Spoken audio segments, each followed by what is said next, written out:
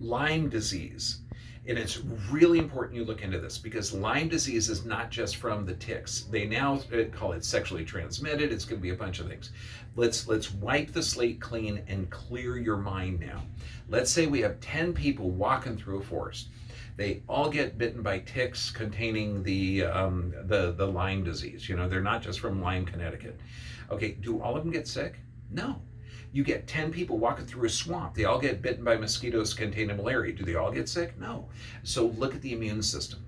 The symptoms are secondary to your immune system. You have to have a good, healthy immune system in order to reverse the negative of the Lyme disease.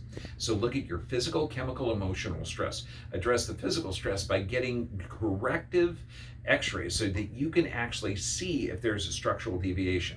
Look at chemical stressors, and this could be poor sleep patterns, poor digestion. You're looking at 80 to 90% of your immune system is located in the gut. So if you have unhealthy gut flora, unhealthy gut function, your body is going to be predisposed and you won't be able to fight off the tick or the mosquito or recover from Lyme, because you can recover from this disease. You don't treat the disease, you strengthen the immune system. And look at your sleep patterns, because that's when your body regenerates. Look at the emotional component.